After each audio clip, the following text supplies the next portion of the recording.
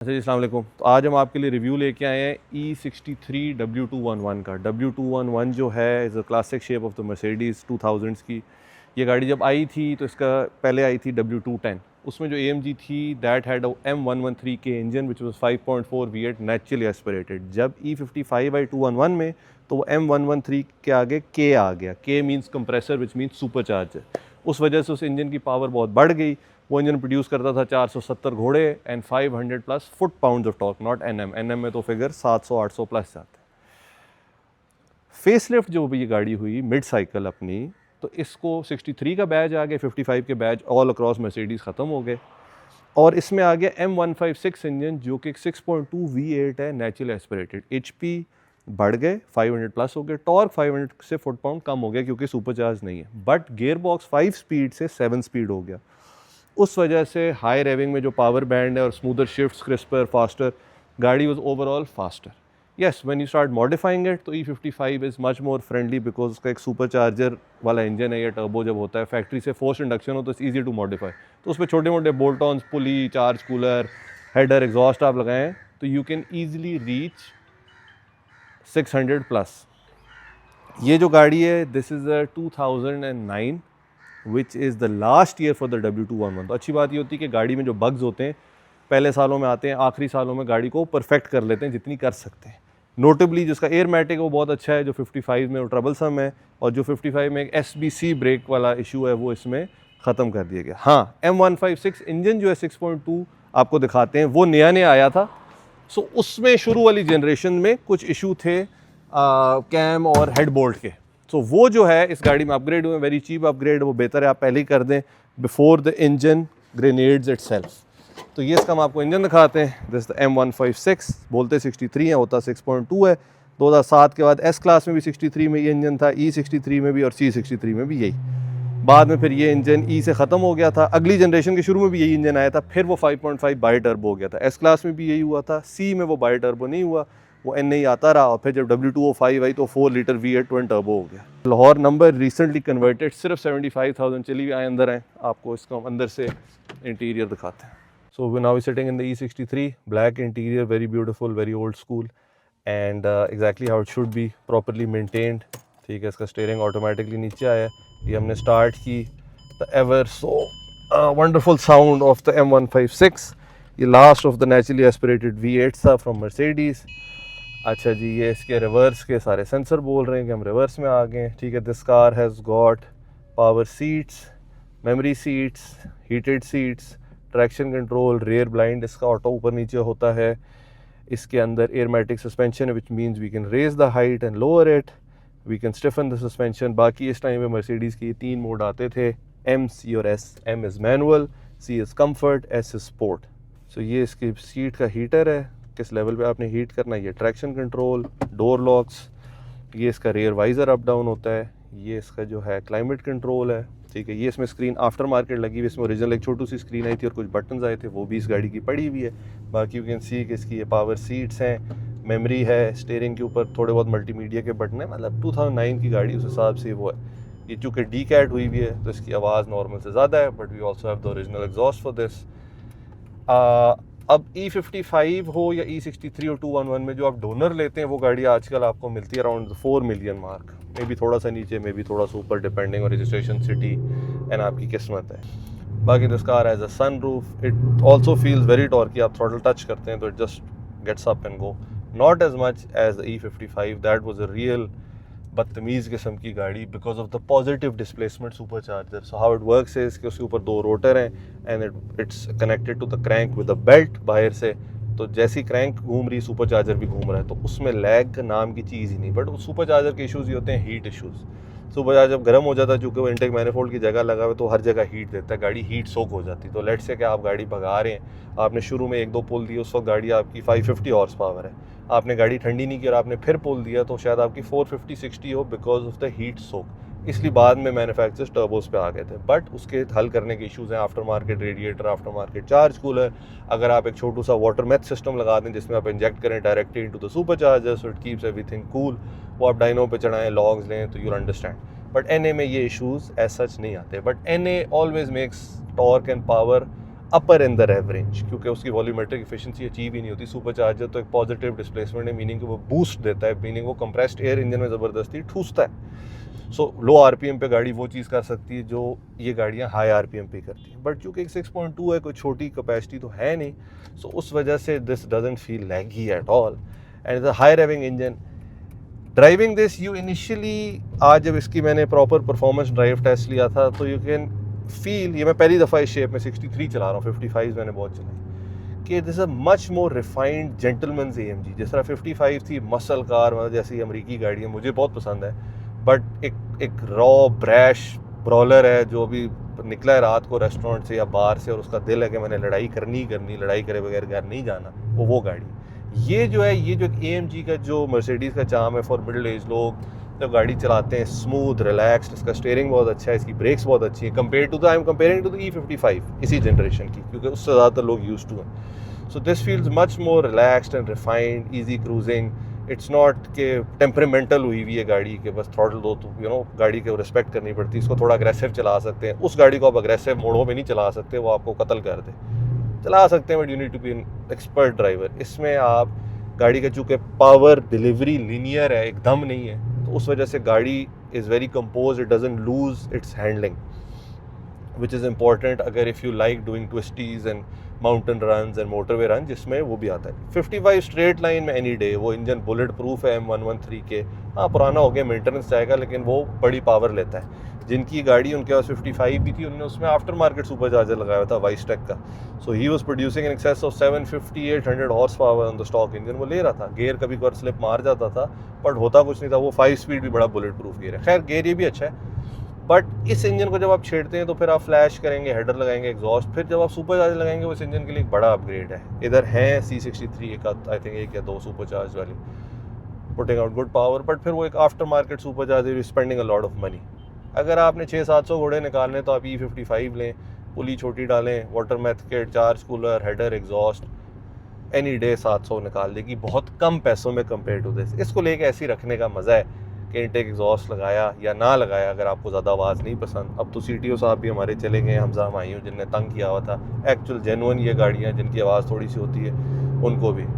बाकी when you drive it, अब अगर हम प्राइस पे आते हैं तो आपको हमने कहा कि ई क्लास जो है वो मिल जाती है अराउंड 40 लाख रुपए की। जब आप कन्वर्ट करते हैं तो ये गाड़ी अगर आप अभी कन्वर्ट करें, अच्छी तगड़ी गाड़ी, सही 75,000 किलोमीटर जेनुअन चली हुई है जापान से, और इमैक्युलेट, इसके बम्पर भी ओरिजिनल पेंट में है, तो इस तरह की गाड़ी आपको अराउंड 11 से 12 मिलियन के मार्क में चली जाती है। अब उस रेंज में C63 भी आ जाती हैं 2008-9 की, तो it is a difficult to choose. I would choose this because शायद मैं अपनी एज के साथ, कंफर्ट के साथ, is way more comfortable than a C63 W204. It has way more leg space in the back because obviously E-Class is a bigger platform than the C, but it is an old shape, meaning ये shape 2003 से आ रही है, वो C आई 2007 से, तो उसकी चीज़ें थोड़ी सी इससे मॉडर्न है। And it handles better because C है, उसकी steering, suspension, everything is tight. This is like a big boat, it's like a land yacht, it's meant for cruising, fast cruising, right? But अगर आप कहते हैं कि यहाँ से मरी आपने बहुत तेज़ जाना है, अगर आपने ऑटो क्रॉस में जाना है, हेड टू हेड या सर्किट रेस में जाना है, तो the C63 will beat the E63 10 times out of 10 because of its handling. और चूँकि छोटी हल्की भी, तो ब्रेकिंग भी बेहतर है। बट अगर आपने लाहौर जाना है तो 10 टाइम्स आउट ऑफ 10 मैं ये लेके जाऊँगा, अगर डेली चलानी तो मैं 10 टाइम्स आउट ऑफ 10 ये लेके जाऊँगा। तो हर गाड़ी के फ़ायदे या नुकसान होते हैं, ये नहीं कि जो गाड़ी मैं चला रहा हूँ, रिव्यू कर रहा हूँ, वही बेस्ट है। इस गाड़ी के भी बहुत मसले हैं, बट जनरेशन जब स्टार्ट होती है किसी भी गाड़ी में, सबसे ज़्यादा मसले तब होते हैं। तो ये 2003-4 में आई थी, उसके बाद 2009 तक आहिस्ता आहिस्ता मसले निकालते रहे। बट चूँकि एंड में इंजन नया डाल दिया, उसके अपने मसले थे, बट एटलीस्ट जो शैसी की चीज़ें थी, एयरमैटिक ये वो सब निकाल दिए। अब इसका हम आपको थोड़ा सा एक्सेलरेशन पुल देते हैं।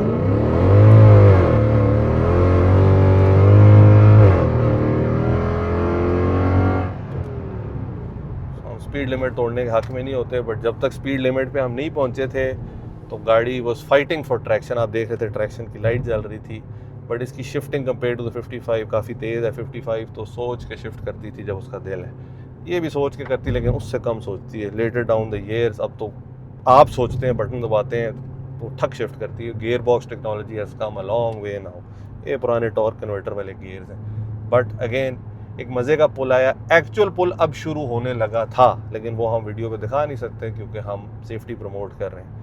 सो 120 के बाद लेट्स अज्यूम कि आप hypothetically you're on a motorway और कोई स्पीड लिमिट नहीं, लाइक जर्मनी में ऑटोबान पे हैं, और आप 120 पे जा रहे हैं और वहाँ आप इसको किक डाउन करेंगे। इवन ऑटोबान की रोड की ट्रैक्शन, हम जिस रोड पे हैं स्लिपरी रोड है, बट ग्रिप वाली रोड हो तो ये 60-70 से फुल ग्रिप कर जाएगी। उस पर इसका पुल जो है, जहाँ तक आपकी हिम्मत है आप जाएँ। गाड़ी का मीटर 320 का है, it begs to be tested. मेरे हिसाब में ये पूरा लगा लेगी, नहीं लगाएगी तो फ्लैश कर लेंगे, तब भी लगा ही लेगी। सो ये इसका है। बाकी इट फील्स वेरी सॉफ्ट एयरमैटिक की वजह से, एंड क्या कहते हैं, बाकी it's very quite the cabin. पुरानी गाड़ियों का मैंने ये देखा है कि जो वेट पे इतना वो नहीं करते थे, जो साउंड की वो है इंसुलेशन, रोड नॉइज़, ये वो बड़ी कम है।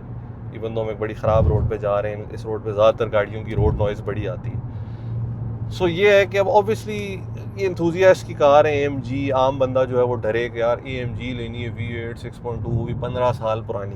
बट आप बजट भी देखें, आपको 10-11 मिलियन में क्या ही मिलता है, C63 मिलती है, बट वो भी इतनी पुरानी। सो मेंटेनेंस इन गाड़ियों की आपको खुद पता होना चाहिए, नहीं तो हमें पता है। You can ask us, we also import parts, we know all the workshops. If you buy a car from us, we are ready to help you anytime. Even if you don't buy it from us, we can still help you, give you advice, consultancy, or even sell you parts if you want. So अब ये है कि इनके part shards इतने महंगे नहीं है। Buyers, if you know where to look, use parts कोड़ियों के दाम है, right? So it is not that difficult to maintain. Fuel economy की मैं बात नहीं कर रहा। अगर आप मंड के चलाएंगे जिस तरह भी हमने चलाई तो वो फ्यूल खाएगी। V8 6.2 लीटर है, बट अगर आप इसको नॉर्मल क्रूज़ करें तो it's not bad on fuel, क्योंकि इसका जो 6th और 7th गियर है इकोनॉमी के लिए, तो RPM इतना नीचे आ जाता है। अभी तो हम स्पोर्ट मोड में चला रहे हैं, तो ये 5th गियर में, अभी हमने इसको कंफर्ट मोड में किया तो इसने फ़ौरन 6 लगा लिया। थोड़ी सी स्पीड बढ़ाएंगे 7th लगा लेंगे। तो अगर आप मोटरे पे 100-120 पे क्रूज़ कंट्रोल लगाएं तो ये गाड़ी इतना बुरा फ्यूल नहीं करेगी जितना आप सोच रहे हैं कि लाहौर जाएंगे तो लाख रुपए का फ्यूल लग जाएगा। ऐसी कोई बात नहीं।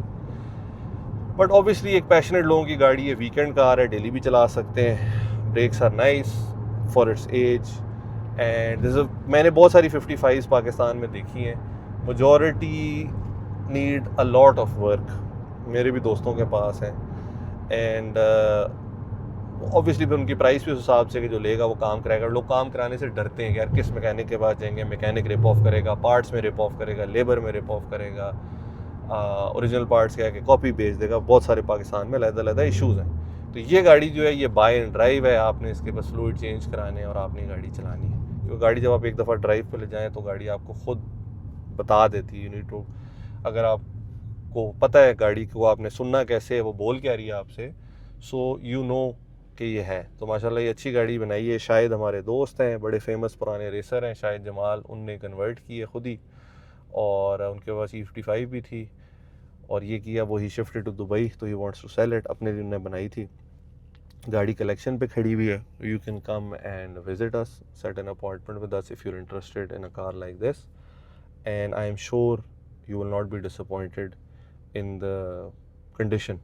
बाकी गाड़ियाँ आई होप आप देख के आएँ। अगर आप ये गाड़ी देखने आ रहे हैं 211, जितनी E55 हैं, E63, 211 की कम ही लोग करते हैं कन्वर्ट, क्यों कहते हैं यार करोड़ रुपए में फिर C63 कर लो ये वो, बट ज़रूर देख के आएँ ताकि आप कंपैरिजन कर सकें कि ये गाड़ी कितनी अच्छी कन्वर्ट हुई हुई है और कितनी अच्छी जो गाड़ी जापान से ली है उसकी कंडीशन पे।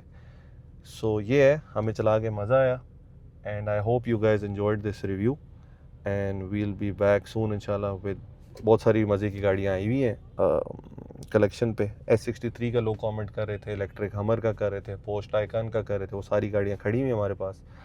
तो उन गाड़ियों की भी हम रिव्यूज़ बना के आप लोगों के लिए यूट्यूब पे डालते हैं। और चीज़ मैं सोच रहा था कंपैरिजन, मैंने आपको 10-11-12 मिलियन की रेंज होता है C63। एक और कंपैरिजन है जो कि बड़ा वैलिड है, that is with the 11th generation civic turbo RS।